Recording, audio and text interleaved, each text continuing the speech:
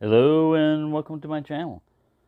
Well, I'm at high altitude because this is a big box. And Ka-bar Becker BK2. See, it's called a Campanion. I was looking at it all this time and I thought it said Campanion. But it's a play on words, the Campanion. This knife was sent to me by an anonymous donor, so thank you, anonymous.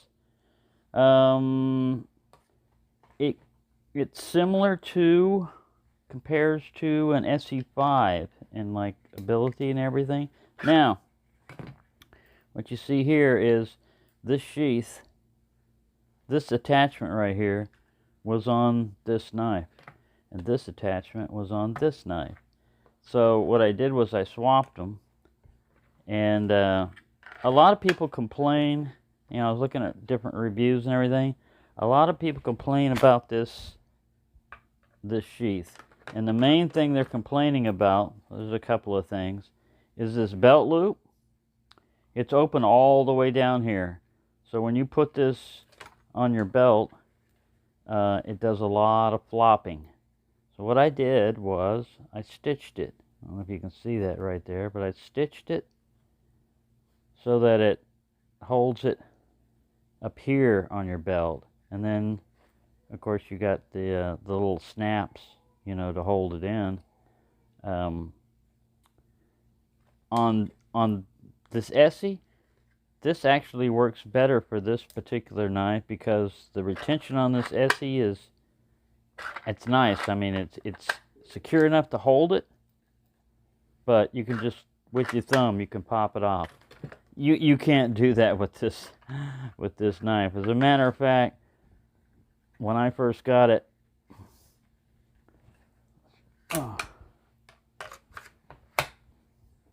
it took two hands.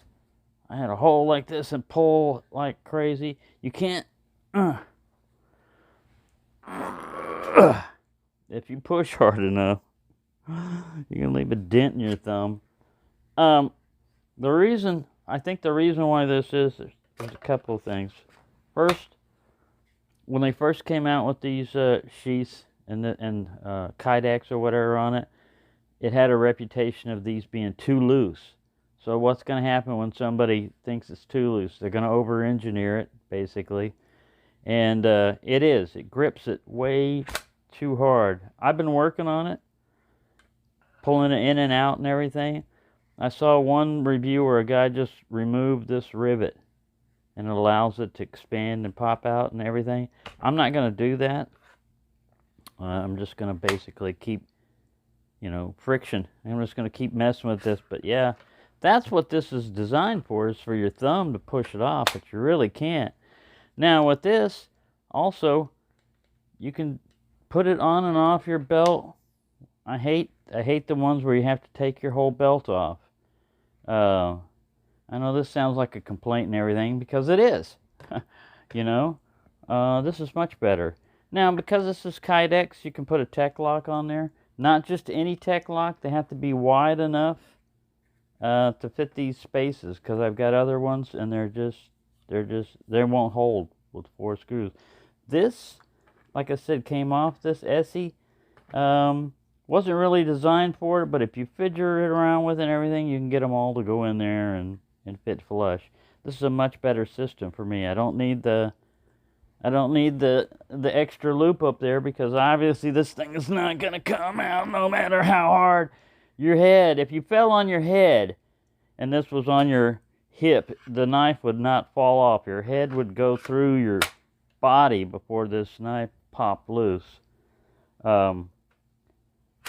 And like I said, it was ridiculous with the dangly type of sheath right here. When you went to pull on it, the whole knife went up, you know, because it's meeting resistance. The whole knife went up, and then I had to grab it, you know, with my hand, and so easily fixed. It has nothing to do with the knife. It's just the sheath, and it's actually not completely the sheath. It's just the mounting system, and like I said, you can get another tech lock and everything. this particular one right here, you can try a hair dryer. You can, like I did a little bit, carve a little bit on this hump just to give it a little bit. Now the problem with that is it's easy to take material off, it's not easy to put it back on. So if you take too much off and you make it too loose, then you're going to have an issue. So basically, you know, I might even think about putting some oil in there just to make it come off easy.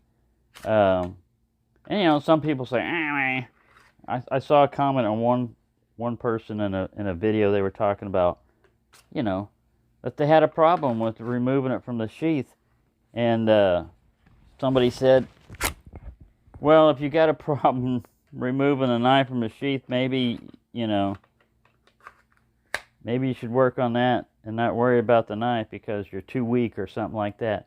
Well, that's just being short-sighted and everything, because you have people of various physical capabilities, and some of it's no fault of their own. You wait till you get older and you think how strong you are. Now, yeah, if you bench press and you exercise your entire life and everything, maybe you'll be strong in your old age. But a lot of people get things like arthritis, they don't have grip strength and stuff like that. The easy way around it, of course, is just to get a leather sheath and, you know, just let it drop right in there. Like this sheath, for example. Instead of struggling and fighting and all this other stuff, you just friction fit. It ain't coming out no matter how hard you shake it. But it'll come out fairly easy when you pull on it.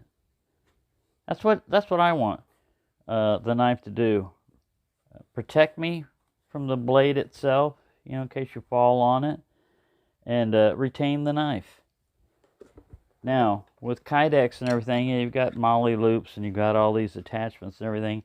All that's good, well and good and everything if you need it. You know, Kydex and everything has an advantage over it. All right, now let's compare. I know that this is not necessarily what we have to do here, but this is a tank of a knife, and so is this one. I mean, if you look at them, they're almost, you can barely see it. This has got a kind of a saber-like grind on it too. It just doesn't show as much as, well, see there, you can barely see the swooping edge. Here the you know, it's a little bit longer, wider, I mean, but really the overall length, the weight. Now the handles are thicker on this, but you can get micarta. This is grivery. Some people complain about, the complaints I've seen is sometimes these nuts come loose. So you take the knife apart and you put some Loctite on it, or you put some different ones on it. Some people say this does feel smooth, but the way it is built and everything, with the handle swells and a little bird's head and everything back here, I don't think you're gonna slip off of it. But you can always put grip tape on it, or take a soldering iron and make your own little stipples on here, you know, if you need more texture. I like the way it feels. It fits in the hand a little bit better than the SE5, because this is just, you know, flat micarta. I got no problem with this one, you know, holding it. But this one, like I said, the swells and everything just make it feel a little bit better. You got this solid piece back here. One guy was saying, like, if you had lanyard loop over here and you're doing, like, you're bringing it back here to do some chopping, this will bump into your palm and everything. I doubt if I'm going to be doing a whole lot of that, and if it does, I'll wear gloves or something. But I saw one guy he just ground all that down, ground it off. I'm going to leave it there. All right, so the sheath is my only issue with that knife. The sheath and the retention of it, which, you know, both of those are minor and you can fix. All right, the knife itself. The only thing I don't particularly find great is that this is 1095 Crowband steel, which is good, It's got this powder coating on it, but look at this. This is just on there with the paint. You know, I like knives to have an etch, a stamp or an etch or something in it that says that on there, because if you take this finish off and everything, you're not going to have, yeah, I mean, it's recognizable by shape, but, you know, is it a knockoff or is it a real thing? So that's, you know, again, that's just a minor thing on there. The edge had a 20-degree angle on it from the factory. I have not sharpened it or anything. It's fairly sharp. You can see how it just got a little narrow up here, but it's consistent. It did it on both sides. A lot of times I look at the tip of a knife just to see, you can see if they got their angles, you know, correct, just by, you know, trying to see a triangle there instead of a slope. Let's see if I can find anybody if this guy's off. You're not going to be able to see it as well on these, but a lot of times you can tell if they got the bevel too wide on one side, and not, oh, I ground this one. This is a convex. It's not a good example. I already sharpened that one. Let's take this guy.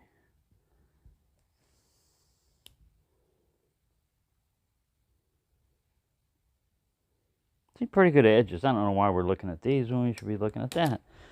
All right. So the balance also, it's not a blade heavy knife. The balance is back here. So it's more of a handle heavy knife or a neutral. So what that means is that it's not going to be quite as good as chopping with a blade heavy type of design, but it's also not going to fatigue your hands out as much, and you're going to be able to manipulate it a little bit better. I've only had it a day, so all I've done with it is thrown it at a cricket. Jiminy got nailed, and it hit him and he bounced, but it hit him right here. You can see, I guess, some of the paint rubbed off and everything, but it hit him right there and caused him to bounce. And then this was with the Bear & Son Bowie knife. It just did a nice slice, you know, cut. This one, since I was throwing it this way, having it come down like that, I don't know. He's a tough cricket. Anyway, Jiminy's pretty tough. I even found another one at the store, the Dollar Tree, and they built them with just this little hole here, I guess, to put the tag on, because he had one too. I had to trim his hole off, but yeah, I got a backup one because I figured, you know, something might happen. Big bugs, gross insectes. But yeah, it's just something to throw at. And man, this is a heavy knife, man. And if you're throwing it and it's coming at the ground, that's a lot of mass. That's a lot of force. And it didn't go through him. I mean, so Texas crickets, just saying. I think this one runs about 125 now. There used to be like a while back like 70 or 80 or something like that. Of course, they've gone up in price. The Essie, I think, is closer to 150 or more. And yeah, other than that, like I said, thank you, Anonymous, for sending this. And the Essies were sent to me by an anonymous donor, Essie 5 and 6. And this was sent to me by another anonymous donor. So I really like my anonymous donors. And I really appreciate it because, man, this is a tank of a knife. I'm torn between the two, you know, as to which one. And because I've got both, I don't have to make the choice. I can take, you know, I could choose either one.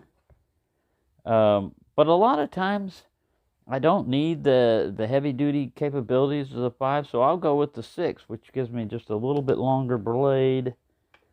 And, yeah, it's not as thick. I mean, this one you can dig with it if you wanted to. pry. I mean, you know, it's thick. It's heavy duty. And I have a history with Ka-bar because this was my Ka-bar when I was a kid. Ka-bar 1235 USA. Now, they went strange on their numbering system because the 1235 is more like a Bowie knife too sometimes from Ka-bar, but this was a knife that I had when I was a kid, and this was not the original sheath, but it works perfectly fine for it, like it was made for it. And yeah, you can get accessories and everything else. So the history, basically the history of Ka-bar Becker, I got it written down right here. Becker Knife and Tool in 1986. He made his own knife making company, and Ethan Becker, he was an avid outdoorsman and stuff like that. I think he's still alive, and he made his own knife company and everything, and was pretty successful. And then in 2007, Ka-bar got with Becker to produce his Becker line of knives.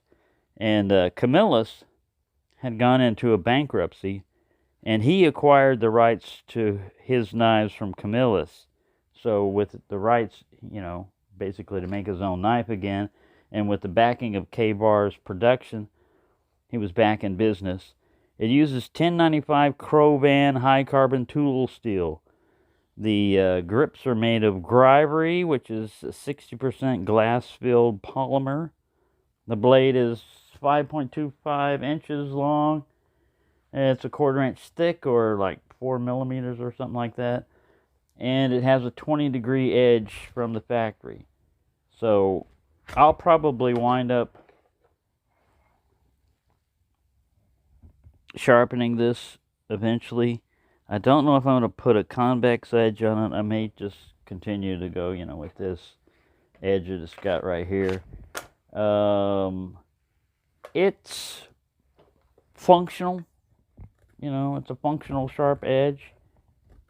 It's not like super duper sharp, but I mean, it will cut wood and paper. It just won't cut Jiminy Cricket for some reason, you know. So as long as you're not going up against crickets, Texas crickets,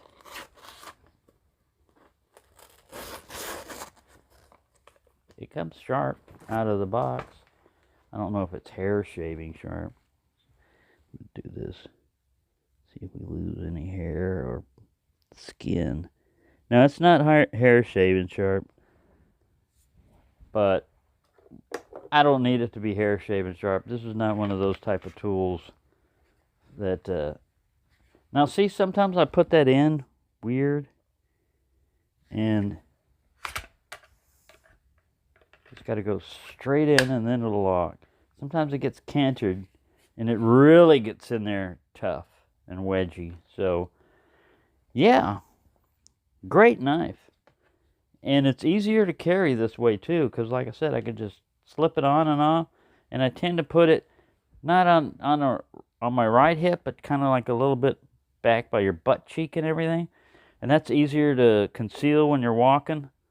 You got your shirt over it and everything else. It's not sticking out like on the side of your hip. And yeah, I'm really impressed with it. I really like it. Now, with the see, with Essie, the way they did theirs, they knew that was the retention strap area here, so you can just increase the tension just by doing that.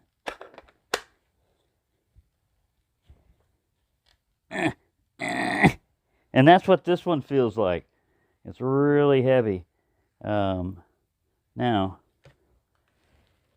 a modification would be just to drill that out, or, you know, pop that out and maybe slot it and do a technique like that. But, like I said, once you pop that out, you're probably not going to put it back in. And if it gets too loose, then you got an issue, because you want it to retain. I'd like it to be able to just pop out like this one. I'd like it to be That easy. Because like I said, this is enough. You may look at it and go, it ain't coming out. It ain't shaking out. And like I said, if you land that hard on your head that this knife pops out of the sheath, that's the least of your problems. You probably got neck compression, spinal fractures, and stuff like that. Anyways, there you go. That's a little heads up on that particular knife. And yeah, definitely got some tank of a knife. These are type of knives that if you like batoning, here you go. You can baton away. And because of the shape and everything, they're going to act like a wedge too, so it should do very good on splitting wood. I don't particularly baton knives, you know, but I can if I have to. You know, it's just not a big thing with me. I grew up my whole life never doing it. Made all kinds of fires. Now, of course, I live mostly in the South and everything. I've lived up north, but I grew up mostly in the South. So we don't have frozen stuff that you got to, you know, get to. You do get a lot of wet stuff where you might want to get to the dry stuff, but there's other ways of doing it other than batoning wood. But anyway, there you go. It's a little, I guess it's anti-batoning rant. I got nothing against it, you know. It's just that it seems like a lot of people, when they look at a knife, if they think about it, they go, oh, that knife's too thin. I wouldn't be able to baton with it. Yeah, it's not for batoning, you know. This is for skinning animals, cutting things, you know. It's not for cutting through wood. And if somebody wanted to beef this up and make it super heavy, eventually you're gonna get beyond what it was designed for. You know, I mean, these are designed for, like, you're in an aircraft and you got to get out and you're landing on hostile ground and stuff like that, and you need your knife to do anything, hack through whatever and still be usable. These are the knives for that. If you want to do delicate tasks and everything, again, you know, you're just gonna have to get used to the knife. It doesn't mean that this thing is so thick and so obtuse that you couldn't skin an animal with it, or you couldn't cut vegetables or everything. It may not be the best thing in the world, but I bet it'll do it. I know it'll do it. So there you go. That's my little take on this. I love it. I love the knife. It would be hard for me to choose between the two.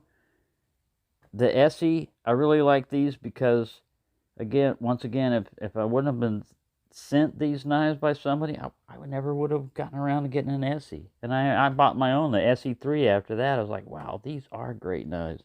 Same thing with Ka-bar. I like Ka-bar, but I never really gotten into the Becker line of tools. And if you want another one if you want this one without the kite sheath, but with a polymer sheath, it's the BK22 instead of the BK2.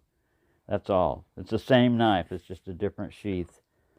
And, yeah, so there you go. Sorry for rambling on. Look at that, 17 minutes. Thank you for watching, and have a nice day.